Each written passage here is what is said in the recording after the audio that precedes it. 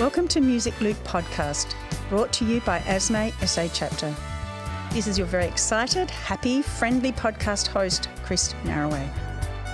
Music Loop is a podcast for people who want to reach out, connect and be inspired.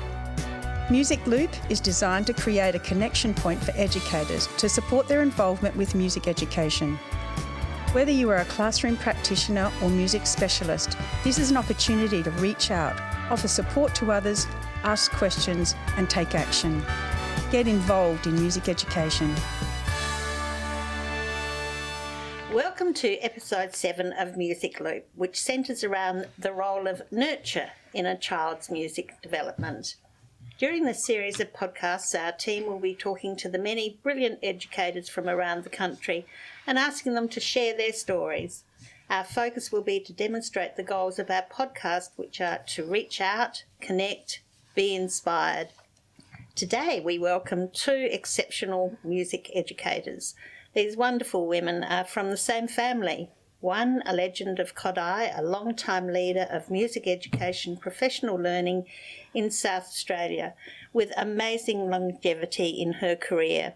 The other, a teacher, a choral teacher, and currently a key figure of the public schools music festival.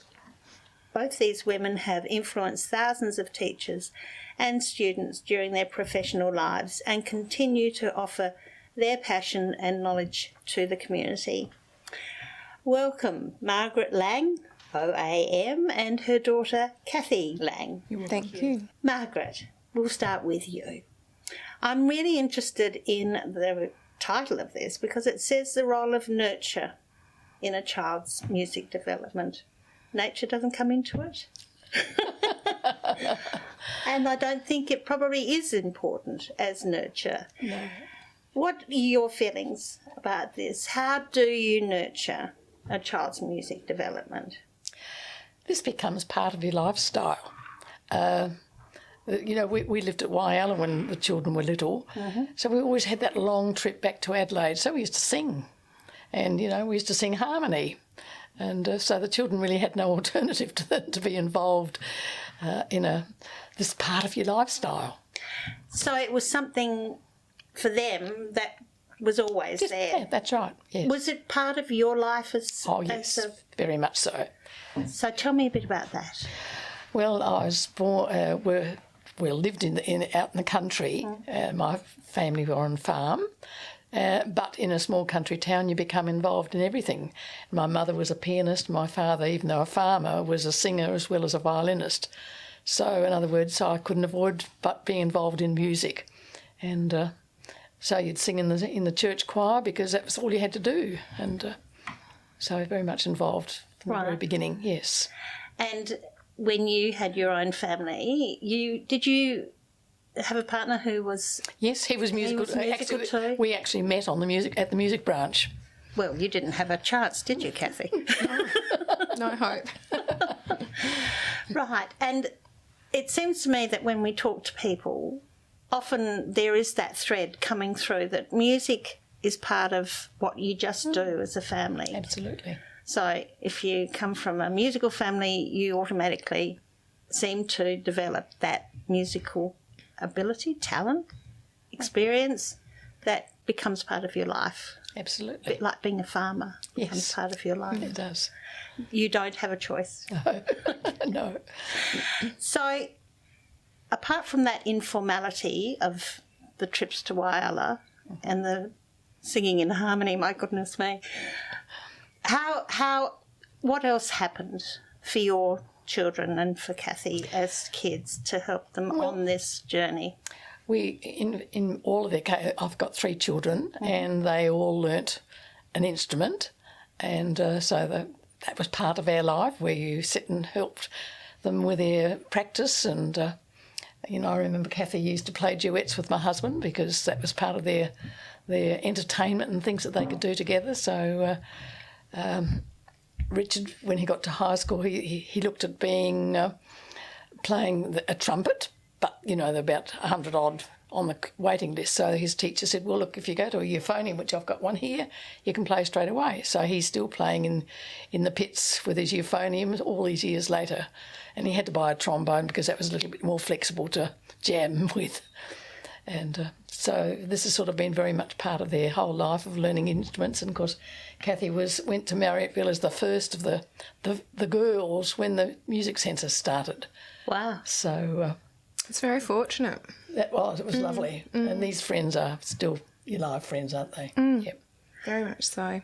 So, Cathy, it was just part of growing up for you, that music component in your family. It was, and I think, looking back now, I was really fortunate. We were at primary school at a time where music was really being developed with the education department, the instrumental program that was in schools. So my primary school offered lots of instrumental lessons, so I learnt the violin, was part of the Festival of Music Orchestra in those days, but it was a really vibrant music community, and our church played a very big part in that as well, because that was had a lot of friends that were involved. So Sunday night services, I'd have a band, we'd play at that. We did that for many, many years. Then the opportunity came to go to Marrietville. So as Mum said, I was one of the first 20 girls there. There were 200 boys, 20 girls. Really? I was 12 years old. It was all... Oh, how lovely. Yeah. Well, I was too young to appreciate the situation I was in, really. Of course you were. But I had, amazing music teachers at Marrietville High School. We had a secondary school's music orchestra where students from different schools around Adelaide got together on Friday afternoons. So I was playing with very talented musicians. There were the school holiday music camps, which were held at St Peter's College, and there were 3 or 4 massive big orchestras. And a lot of our holidays were spent doing a week of intense orchestral training. So there was that as well, and I was able to learn the violin, the piano and vocal, had vocal tuition all through Marrietville High School. Lots of choral experience and tours. So it was really, I just feel really fortunate that I feel like I was in the right place at the right time with a very vibrant music industry happening within schools at that time. So, yeah. So it was not only your family, it was what was around you educationally that gave you those opportunities to learn and develop. Definitely. I think being with like-minded people, even if I look at, being in my primary school situation, there were lots of people doing music, but then going to a special music school, that's next level, of being surrounded by people doing the same things as you. And, in my primary school, I was probably considered a reasonably good violin player, put me into Marrietville. I was at the third desk. But it just, that experience lifts you, and, you have to work hard to keep your place in those sorts of things. But it was fantastic being surrounded by people with similar interests as myself. But I think also all of your friends were involved, so practising was no big deal because everybody was practising. It was just something you did. Yes, that's right. So you weren't the only one who had to go home and practice while your friends went out and played with a ball. And I also think too, because, again, I was so fortunate to be in a special music school, lots of things were timetabled. So you didn't have to do the choir at lunchtime or be involved in the orchestra at lunchtime. There were lots of after-school things and so on as well, but there were a lot of things that were also timetabled, which, it wasn't put against a maths lesson or a science lesson or a PE lesson. It was actually really important to the school, so that made a big difference as well. Do students these days have those experiences at their schools? I think it depends on where they are. Right. I know that sounds very twee, but there are schools, and a lot of what I do now is I visit schools, and you see different programs happening in schools, and there are places that I go into that have a choir of 10 or 12, And then there are other schools, much bigger schools, that might have 60. But then, you know, it depends on if they've got a dedicated, as in a performing arts coordinator. And there are some schools that have those in it, and then there are other schools where there isn't a specialist music teacher. So, yeah, it really does depend on each school situation, I think. So, Margaret, there you were with one of your children, and it sounds like all of your children, following a music career in some ways. Did you have to sort of nurture this, or was it? No, you know, we've talked about a bit how it was almost automatic that it was going to happen. Yes. Well, I think, you know, once more at Whyalla, where they sort of grew up in their early years, the minister arrived with 2 daughters who were musical. So these young people were playing with recorders, and so once more their friends, even before the music centres, they were involved in doing that. And I can remember when Andrew, my youngest, was before school, and I thought, do I write the right thing and offer to work in the canteen, and the infant mistress said, oh, no, we want your music. So Andrew used to come along with me and sit up next to me, and so we'd do things, and he would lead half the class. He's only 4, and I'd sort of do the other thing. So in other words, it became a whole part of our lifestyle. So was that how your involvement in the education department or in the education system began? I guess I was lucky. I was teaching in Woomera. Right. And when I eventually, my first appointment in Adelaide was very difficult to get to because they were short of teachers, and it was always the person who lived around the corner. But I went to Ferryden Park, which I might add was opposite the sewage farm in those days.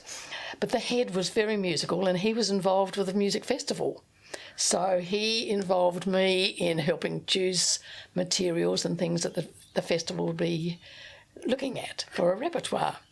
So did you start off as a regular classroom teacher? I did, yes. Right, yes. and then developed that because of your interest and I had learnt singing, and I had learnt piano, and Right. recorded that sort of part of my background beforehand. And so then the next year I was applied for a job on the music branch, and which I was accepted. And that's where I met my husband. So that, you know, once more, these poor kids had no alternative than to be involved in a music program. And your husband was also involved in Yes. teaching? Yes. He ended up by being a headmaster. But in one of his schools, he taught each of the classes, and it was a fairly small school, but he taught all the classes music, so he could get to know the children. Wow.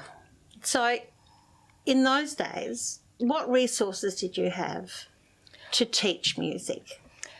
There were books around, and this is part of the job as in the music branch. We used to write programs, and of course there was once more a talented group of people to work with, and so we would write programs which we then took out into the schools and supported the schools to foster this. But we were also very much involved in running the festival in those early days too. So was this pioneering sort of work that you were doing? Pretty well, yes, it was, very much so. Right. Because there wasn't any set curriculum or music. And music, in your training, teacher training, there was very little music training at all in the programs in those days. So it was really what you brought to the job with your own experiences. And so you would teach how you had been taught? Pretty well, but then once more with the sharing things, we shared a lot of that too. So, you know, you gleaned off of other people teaching techniques. Right. You're very involved in the Kodaly association. Is it an association? It is. Yeah. And I struggle when I say Kodaly because it's not spelt. For those that don't know, it's Kodaly, and I have to keep on giving myself notes that it's pronounced Kodaly because it's Hungarian, isn't it, Margaret? Yes, it is. So you became involved in that. Was that by happenstance or? That was by fluke, because being a music advisor, the librarians of the area asked, could we get some resources, because they were the ones responsible for buying the books for the school. And when I approached Domini, they said, well, would you like to have Deanna Herman come to over? Oh, yeah, who's she? Well, that changed my life. And who is she? She is the one who actually, from Sydney, founded the Kodaly program here in Australia. She went to Hungary and studied with a baby, but she spoke German. So she had a common language with the people and this, remember, at this stage, Hungary was still very much a communist country. Right. And so she came back and as a secondary teacher chose a school where she was able to experiment and all the rest of it. Went back to Hungary again and they sort of greeted her and they said, look, Marta Nemezegi, who was her mentor, is dying of brain tumour, but she would like you to have all of this material. So all of the programs that came out of Hungary, Deanna came back with and then sorted. She was able to then set up a pilot scheme in New South Wales, working with 10 schools, and these schools had been tested along with another group of 10 schools, so they were able to actually work out a program of the influence on children's development compared to the children who didn't have music. And that was a very stunning, and that was really the very first research that had gone into the influence of music education on a child's life. How long ago was that, Margaret? Back in the 1970s. 1970s. Yes. Has the message got out yet? It's all there, but people don't read. Yeah, it's been interesting because a few years ago I was saying, this is the research, and they said, and Yvonne Tyso, who I worked very closely with, she did a lot of research, and she said these experiments are still going on, and the results are even stronger of the influence of music on the development of a child. The influence of music on children. Cathy, have you found that because you also became a teacher, is that right? I did. My first teaching position was at Elizabeth Field, where I was in a classroom, and then from there I went to Pulteney Grammar School. I spent about 35 years teaching there. When I first started there, it was an all-boys school. So at that time, I think there might have been, and probably still is, only 3 boys' schools in Adelaide. So that Single-sex boys' school. Yes, yeah, and which was an eye-opener for I was only 21, so not much older than the people I was teaching. So I was on a very quick learning curve about how to... At that time, my role was teaching music and art and drama. So I had to adapt very quickly and learn the best ways to, keep the interest of boys, doing all of those 3 areas of the arts. And a lot of what I did was singing music games.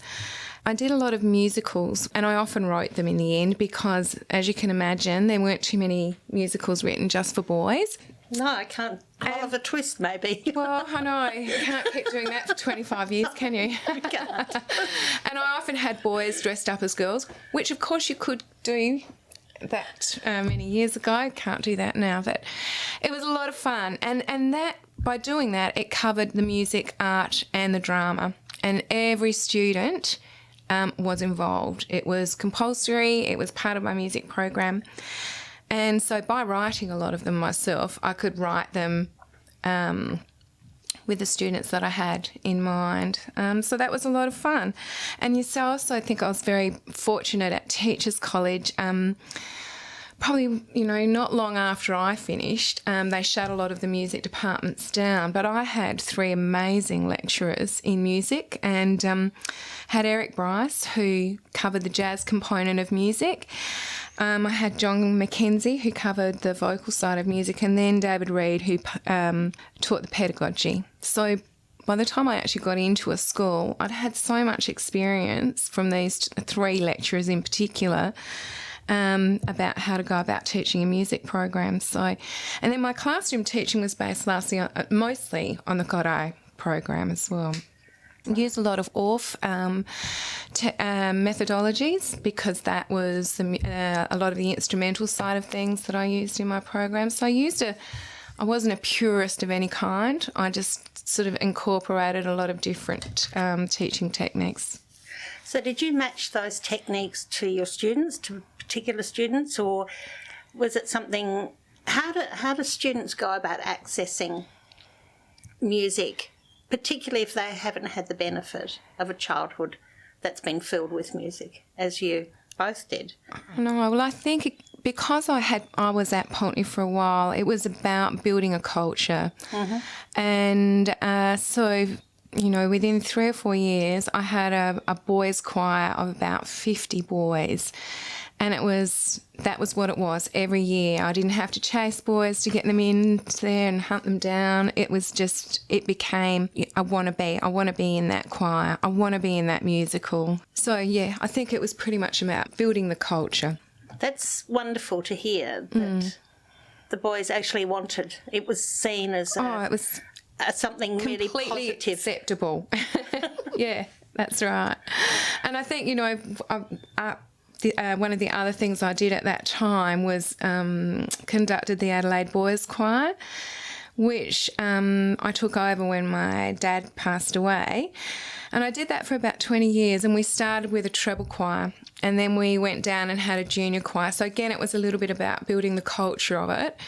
And so we had a feeder choir, which went into the treble choir, and then those boys, their voices started to change, and we eventually ended up with a group of boys who had changed voices. So, for quite a number of years, we were running 3 choirs with all boys in, which was amazing.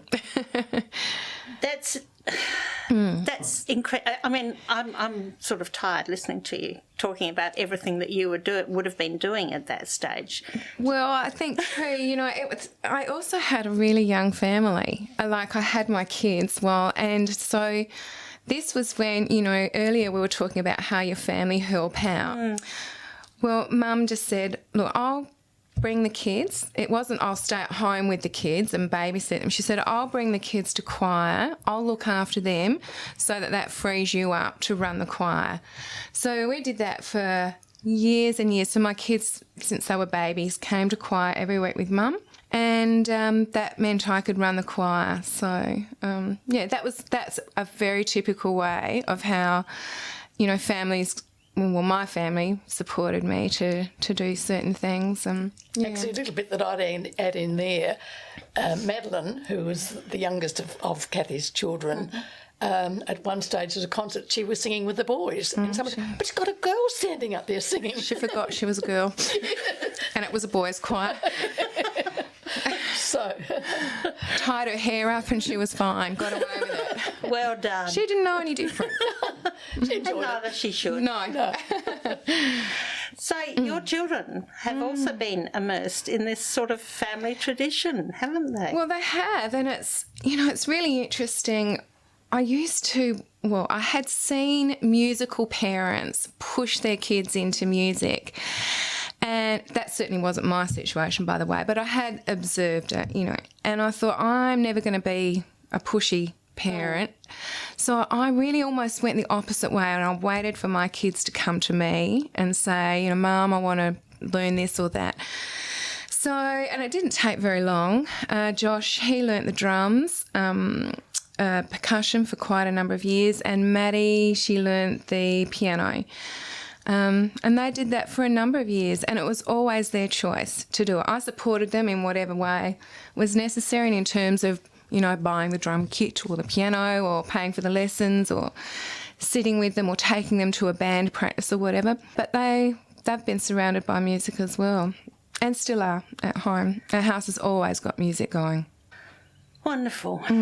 Yeah. And how lovely for your children and grandchildren to have those experiences, because it seems to me that it's not something that most children would be able to say that they've had those opportunities to be given a chance to learn music, to be part of a musical family, or even a regular family, without that component coming into it.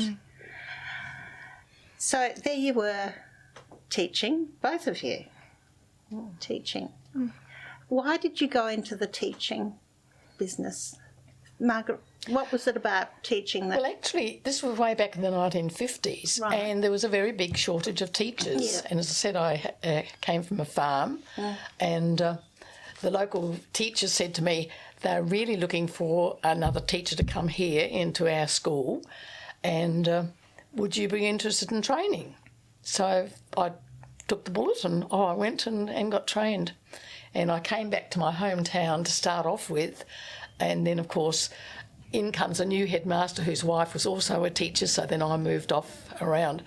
And I think one of the schools I went to for a short time and I was working with a junior primary, and there were 62 in my grade 2 class. And I had 58 grade 6s in my classes in Whyalla. No, that wouldn't have been loud these days. You can just sort of see, and it was chalk and talk because there was no photocopies or all those sort of things. We're not there anymore. But they always sang. They always sang. They didn't have to have lots of equipment. No. It wasn't expensive. We always had sung. Occasionally we could have the piano too. Oh, that's another interesting story. Tell me about that story. Well, a lass the other day said, I can remember. And actually, she's now in the department saying, you were great on the piano. Well, I'm not a pianist by any means. Cathy is, but I'm not. But how you can... You must have been impressive. Children are not critical. No. And this, I used St Agnes, where my husband was the head principal there, as a pilot scheme. And so we were working our way through the school, and when I was teaching up to grade 3, and this was a teacher working at the work face, and the grade 4 kids were saying, why can't we learn those games? And then later on, a violin teacher said, those kids are great. Look, I was saying, play in key G, or play in F, and they would just do it. Their ear training had been so...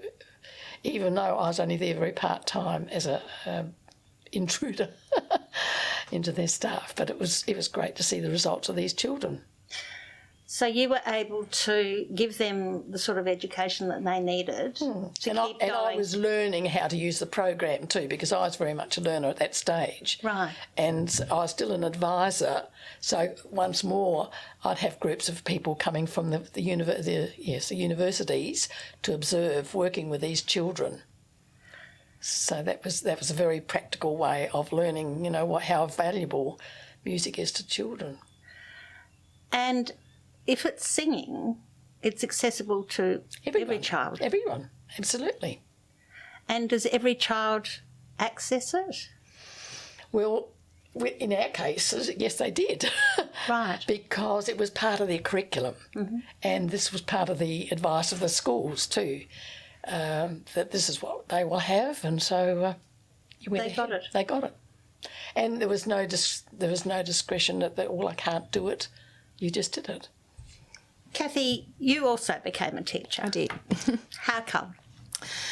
I can't remember ever wanting to do anything other than be a teacher. So, it was probably in my DNA with Mum and Dad both doing it. Yep. But, I always wanted to be a teacher. Mm. Well, they must have made it attractive in some ways. Otherwise, you would have said, no way in the world. Well, I know. I'll be a farmer back in Exactly. instead. No, I know. I think particularly for me, my whole life at school was very heavily based on the music program that I did. So, it was always something I wanted to do. And was that something, besides a teacher, to be a music teacher?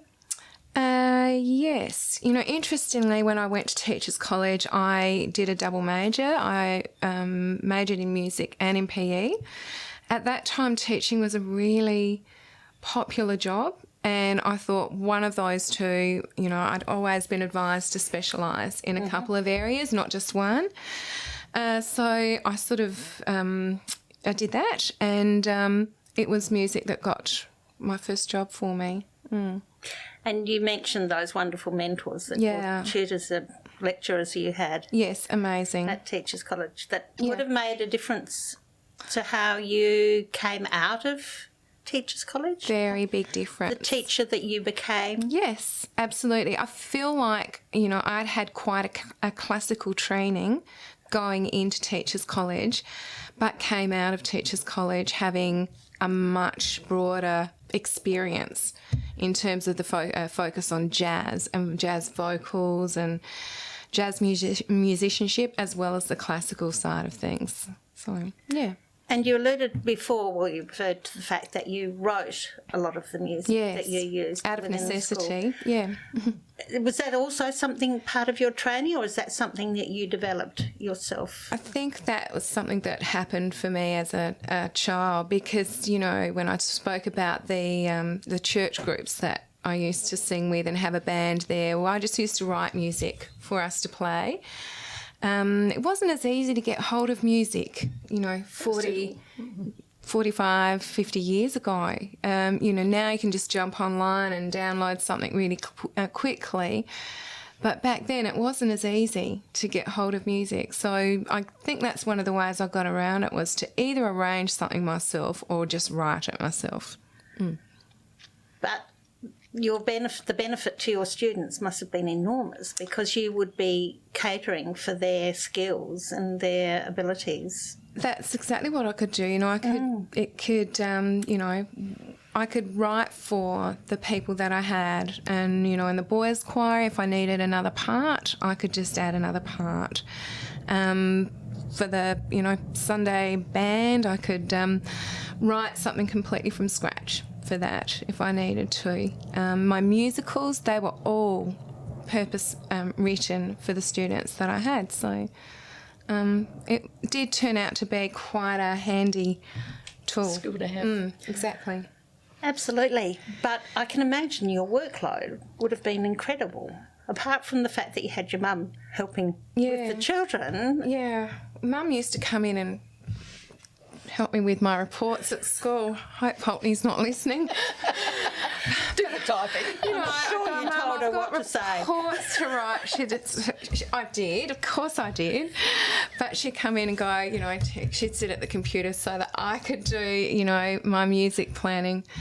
Yeah, it was busy, but everybody's busy, you know, aren't they? Music is sort of like that. I think there's whole consuming, isn't it? It is, really. Yeah. So, yeah, lots of different people had to, you know, step in to make things possible. But that I was fortunate that did happen. So, yeah.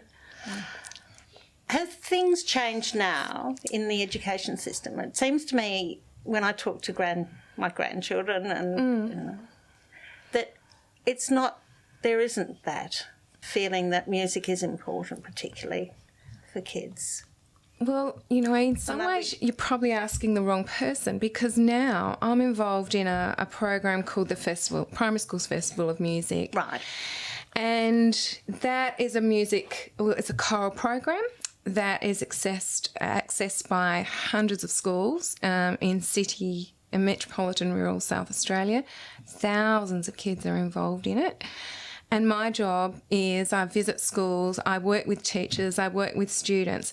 So I see a very positive side of music in schools. And the schools that have this program in there, they really value it. So I'm not going into the schools that don't have this program. So I guess in a way, my experience is that it's very positive. The other side of that, of course, is, you know, the few schools where perhaps the culture might change in their school. They may get a new board or a new principal or something like that, which don't value the program. And so then that, you know, that might be replaced by a science program or something else. So it very much relies on the school itself, the culture within that school and how that changes as to whether their students get some sort of music education. It certainly can. And there's a whole generation out there who have never, ever experienced a good music program. So therefore they are now up in leadership roles, but they don't know what they're missing out on. Are they also parents of existing school They could be, yes. That generation that missed out. That's right. And so there's unfortunate, and this is one good thing of this MESS program, the music education strategy that's being introduced this year, is because that is now reaching out into many schools who are eager to do something about filling the gap of the knowledge, and that's grand. It's fantastic. So they are actually nurturing. At last. And not relying on nature. No. No. In fact, you were talking about the children, and it was only the last week of the term that a couple of our girls were involved in a family music. Now, this was for preschool for families now, and which I Really? hadn't heard that before, which is fantastic because the early childhood has really missed out. When I was trained as an infant teacher, you had to have music, but not anymore. Well, it was everyone. I can remember from kindy, even when I went to kindy, there was always a piano in the corner, and there was always a box of castanets or drums or some triangles. That's right. Yep. My favourite that we had access to. So that's coming back. Hopefully. Looking at Chris over there. Great. Now we'll just come along to a couple of more formal questions that we've given you a bit of notice that we'd like to ask and get some answers for. So what resource or resources have you encountered in the last 12 months? And it doesn't necessarily have to be 12 months. It can be actually a defining time in your lives, in your professional lives, that has supported you either professionally or personally and helped you grow in some way. Margaret, would you like to answer this first? The mountain. One of the things when I first became involved in this music program, the Kodaly program, which was in 1978, there were no resources because it had only just been introduced into Australia. I went to the second national conference, and that was my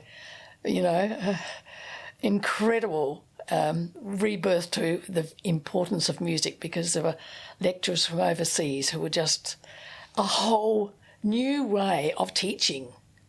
And it's a spiral curriculum. You start on where the child knows and you build on that knowledge.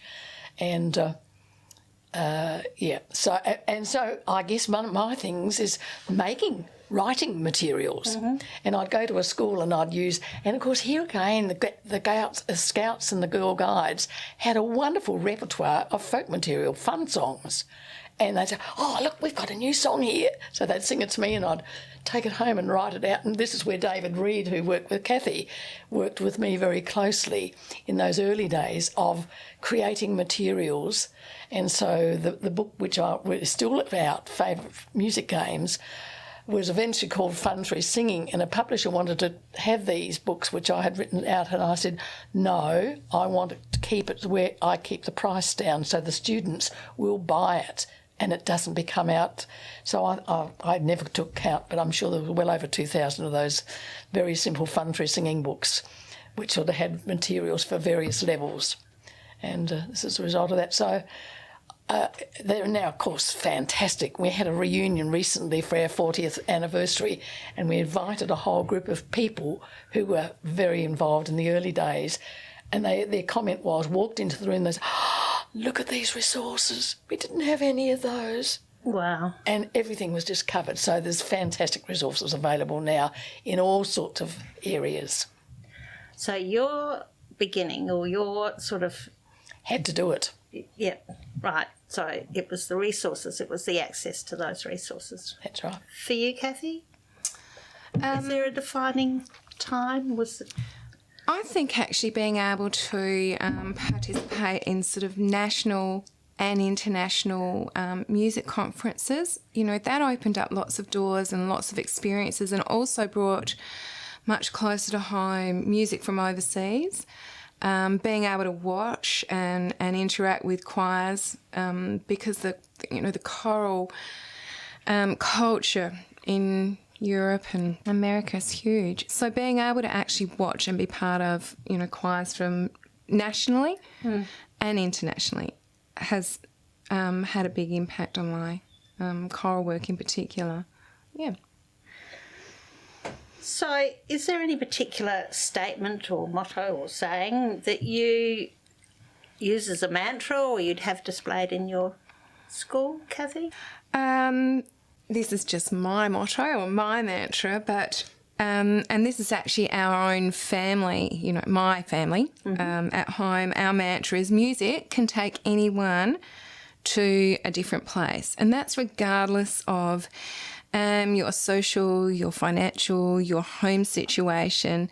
Doesn't mean you have to play an instrument. Just by listening to music, that can take you to a different place as well. So, yeah, that would be my music can take anyone to a different place.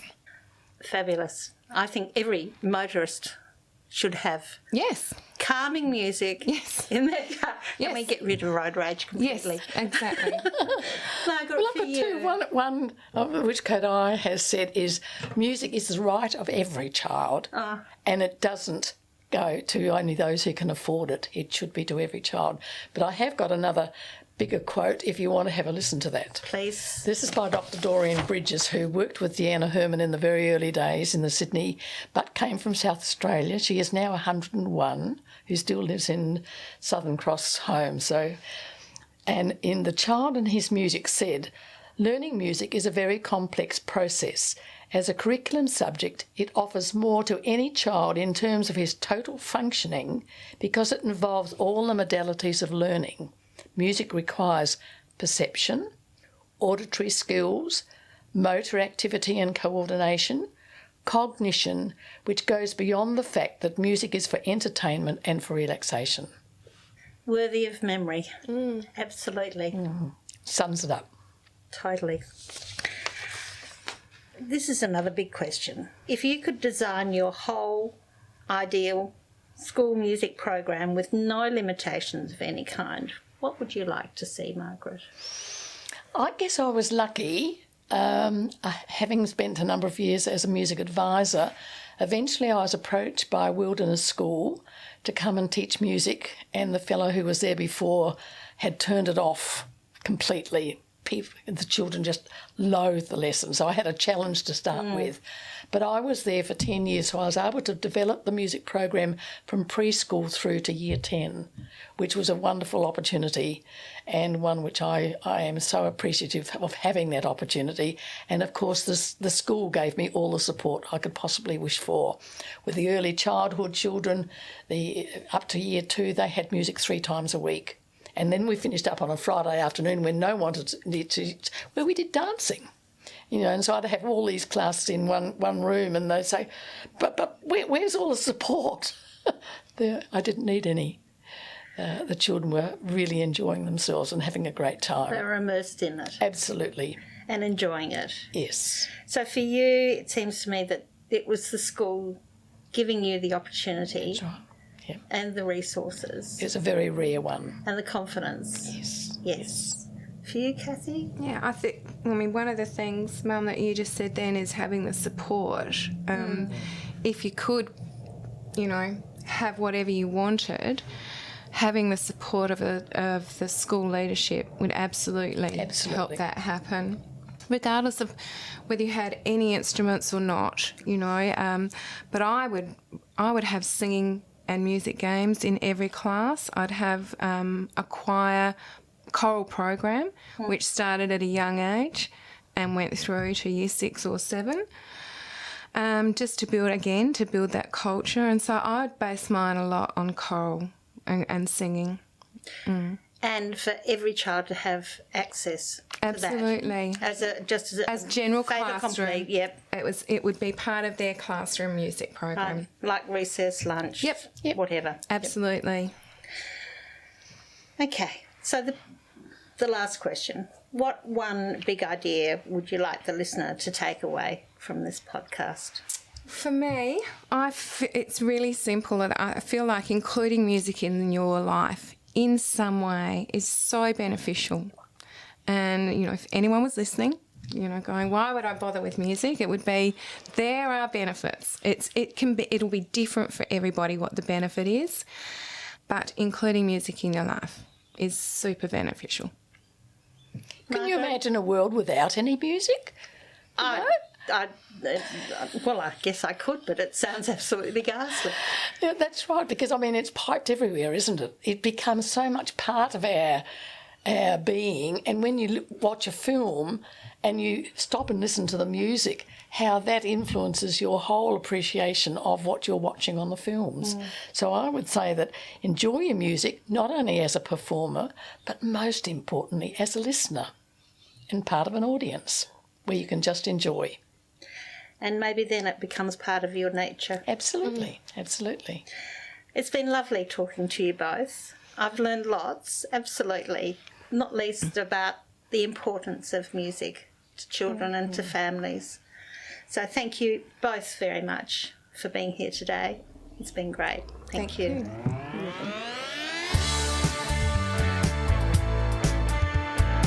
Music Loop has been brought to you by the Australian Society for Music Education, SA Chapter, and through the support of the Music Education Strategy Innovation Funding.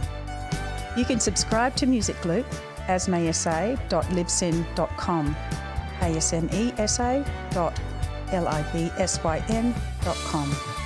If you have any feedback or would like further information about this episode, you can connect with Music Loop via email, musicloop@asma.edu.au, or join the discussion on ASMA SA Facebook page. Show notes about how to connect and information about the episode are at asma.edu.au/SA. I'm Chris Narraway and this has been Music Loop. Reach out, connect, be inspired.